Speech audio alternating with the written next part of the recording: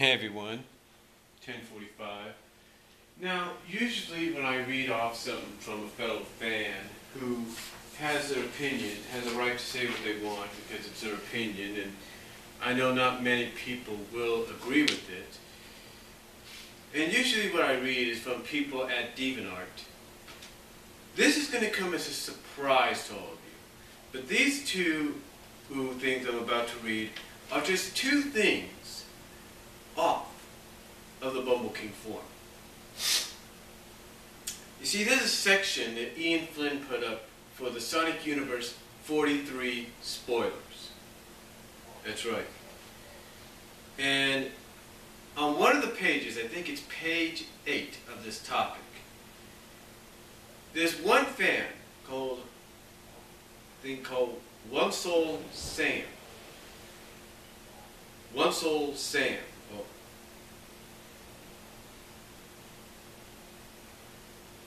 Uncle Sam, or Oracle Sam, or Oracle Sam, or whatever they call themselves. And there's another called Turbo Tails, with a Z at the end instead of an S.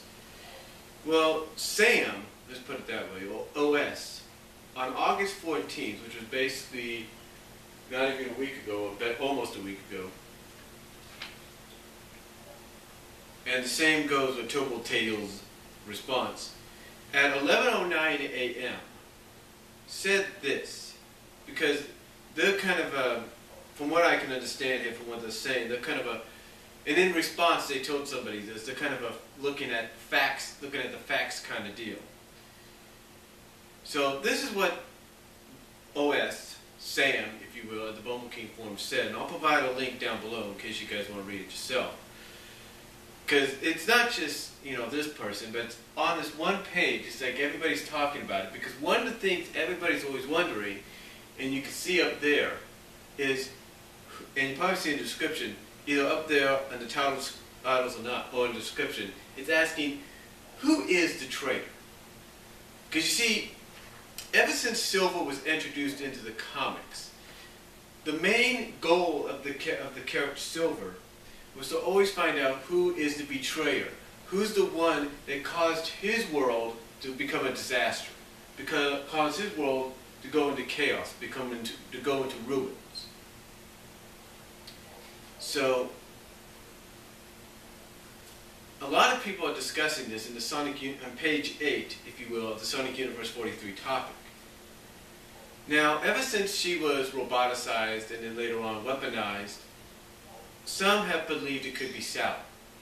But as you'll see when you click on the description, or click on the link, that cannot really be true because, it could be true, but in the eyes of some it couldn't be true. Because some are saying it's too obvious. But here's what OS, or Sam, if you will, has said on the 14th last week on Tuesday. This is what they said, and I quote, Oracle Sam, or whatever they call themselves, OS. And I quote, I'm asking myself a big picture question, but remotely related to the issue. So we know that Future Mogul said that he remembers that Axis Naugus was leading his resurgence as a king at the time the freedom fighters vanished. So when you read this issue, it's fair to understand that casting a spell on the council to turn them into Axis followers is what started the resurgence, which led to the possible theft of the 2 gun Chaos Emeralds.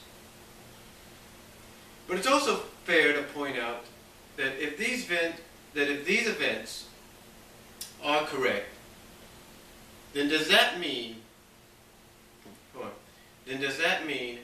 the SFF, Secret Freedom Fighters, failed the mission to stop Naugus in Silver's future? Let me explain. While Silver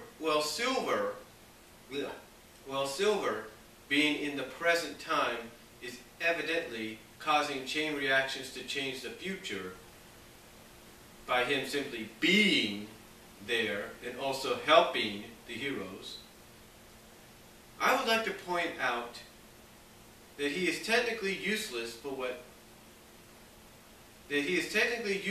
that to happen. Why? Because it was Elizus who set, and they put this in quotations, set into motion the secret freedom fighters by seeking Harvey Hu for help. It's fair to assume that and this is also in quotations, Silver's future, the secret freedom fighters existed, but without Silver. So yeah, okay. This Kondrax, yeah, I can't even say it here. Contracts my point. I can't pronounce the word. Contracts my point. Because technically Silver is what, and they put this in quotations, will change that factor. You guys still following me? So that leads me to saying that I think this means that preventing Nagas from starting his resurgence will save Silver's future, and by obligation, Mobius Prime. But isn't that a bit off scale? We were on the whole original freedom fighter. Okay, I'm so sorry here, folks. I'm so sorry. Where are we on the whole original freedom fighter did something bad, destroyed the team/world?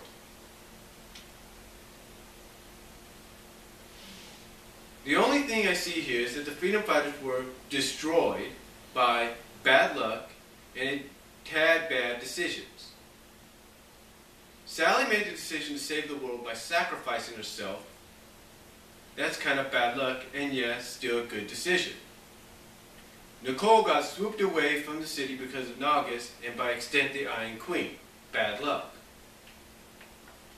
Antron got blown up by Metal Sonic. Bad luck combined to the decision of saving Elizus. But he left because of all this. A tad bad decision. Yes, you could say that Sally deciding to sacrifice herself is what put the events into motion, thus making her the traitor. But no, I don't agree. It's just that all these events happened roughly at the same time, and at an incredible pace, and with incredible bad luck. The freedom fighters just didn't see it coming.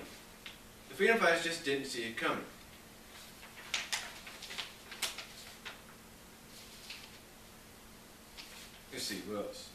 I don't see a traitor. Just events put together by ruthless villains who will do anything to dominate the world. So with my whole argument finished, here's my question. What is the real, capitalizes real, event that destroyed Silver's future? P.S. I personally don't think it's Nagas' resurgence. It's not big enough to be the big picture. And maybe we are all in the wrong with this whole traitor story. Now, about 3.5 hours later, Turbo Tails responds with this. This is Turbo Tails' response 3 hours later, about 3.5 hours later. And I quote Turbo Tails, Sally is far from being the traitor, but if somehow she does gain conscience of her metal body, which I think she does already, and continues what she's doing even if Eggman is defeated, then yeah, she's the traitor. If it's Antron for some strange reason, like one day he wakes up from his coma and says, I'm tired of serving my kingdom, I'm going traitor mode, then yeah, it's going to be him. It can still be Sonic for all we know, it depends on the circumstances. But I still have my votes towards Tails and Bunny at the moment on being the traitor. So, since Silver said it was a former freedom fighter, then that takes Bunny off my list, and all that's left is Sonic, Tails, or Sally. If Sally continues what she's doing after Eggman is defeated and refuses to de-roboticize, it's most likely her, but I strongly don't think it's her. So basically you got two people out of probably many, not saying a lot, but a fair share, let's put it that way, out of a fair share of fans that don't believe it's Sally that's a traitor. Some still say it could be, and that's okay, that's your opinion. And again, when you click on the link and you look for yourself, you'll see exactly what I'm talking about. But is it true? Is it true that it could be any one of them? Is it true it could be Bunny? We don't know. But since, she is still a freedom fighter, but she's not around right now, she's off the list. Is it Tails? Well, according to one person, in response to this, they said that Mogul took control, that the future Mammoth Mogul said that Nagas took control of Rosemary, Tails' mom, to do his bidding. And that the only way Tails was able to help her was by trying to find the cosmic reset button. Kind of get what I'm getting going here? Well, if not, click on the link, you'll see what I mean, but you'll kind of get the idea there. But here's the thing. Here's the thing that would be ironic. Now, I know a lot of people don't like hearing this. But when Ian Flynn, before he came on board, when he did Other M, he revealed Tails as the ultimate traitor, as the traitor there in that book. Or in that story. So it makes you think that perhaps that might be the case, because if he's willing to do that even in a fan fiction webcomic, will he do it here in the main comic? We don't really know. Now, Sonic is also another possibility. But we don't really know that either. Antoine, I don't think is in that realm. Rotor, I don't think so. But whoever it is, whoever Ian decides, okay, this is the one it's going to be, then so be it. Now, Ian hasn't given us any clue, which I will applaud him for. That is very, very good strategy. Because one of the things the writers, and I've said this once before, as much as I hate to agree with it, and I know a lot of fans hate to agree with it, one of the jobs of a writer, of the creative team, of anything, whether it's a television show, an animated show, a sitcom, a primetime crime drama,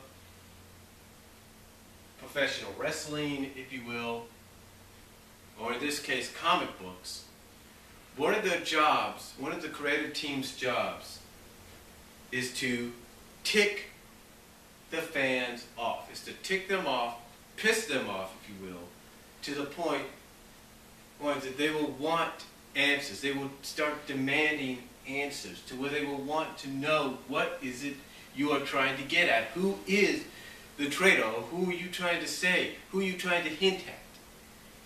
It's basically driving us insane. Get on with it.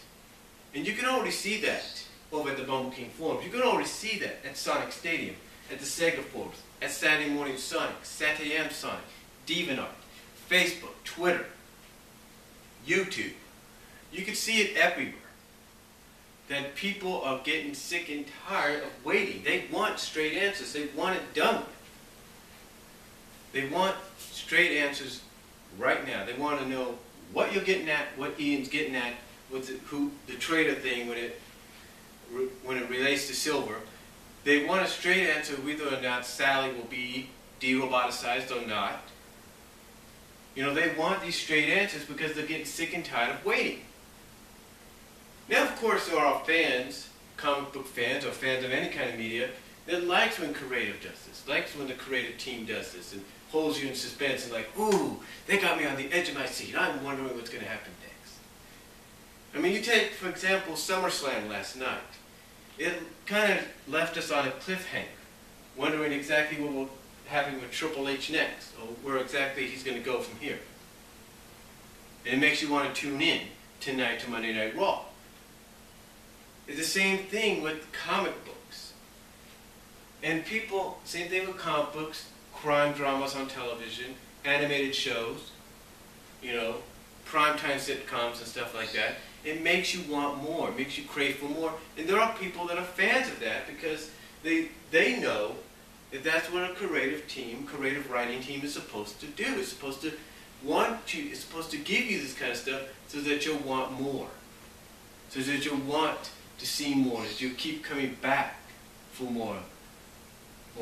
That's why there are people that are fans of it, and then there are, like I said, there are those that are not fans of it, and fans of it at times.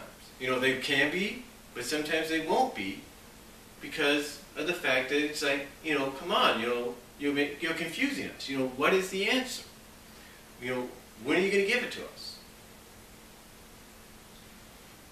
And again, that, which I applaud, is the job of a creative team, a creative writing team, or a creative writer. They're supposed to keep you begging and wanting more. Even if it frustrates you to the point that you're like, okay, enough. This thing's been going on for almost a year now. Get it done with. Or this whole trade, like with Silver situations, like this whole traitor thing has been going on for years. Get it done with. Give us an answer.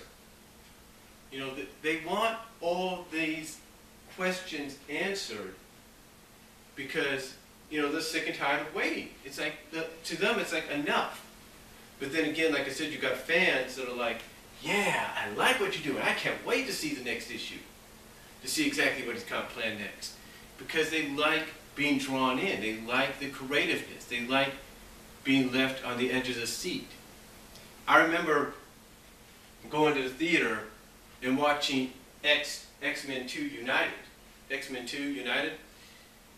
And I remember the ending, and you saw the Phoenix, the glowing Phoenix silhouette under the water. And you hear Jean's voice. And I remember sitting next to a guy, next to another person, and we saw that, and I high-fived the person, because everybody enjoyed the movie. They're like, oh yeah, the Phoenix is going to be in the next issue, or next movie. All right, cool. And even though it took 2 years, 3 years to wait for, she was in, and even though, like I said, it took about 4 years to wait on, she was in the third film. She was in the third film, and we loved it. Even though fans like me had to wait, and had to wait for it, we were looking forward to it because we had to wait a few years for the movie to come out. We were still looking forward to it because we knew we were going to see the Phoenix. We were going to see the Phoenix in some way, and that's what we did. We saw her. We saw Jean Grey in her Phoenix form. And that was tremendous.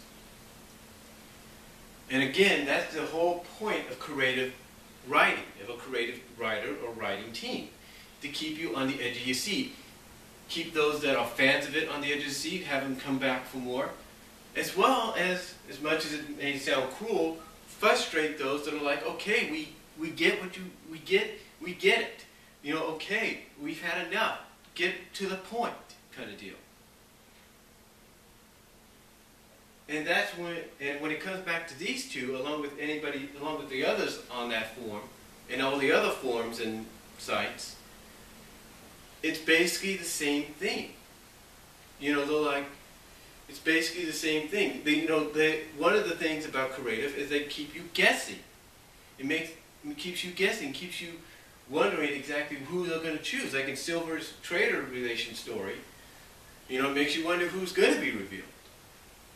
And it might be who you think it is, and it might be somebody totally you wouldn't expect. And then with Sally's situation, it makes you wonder, is she or is she not?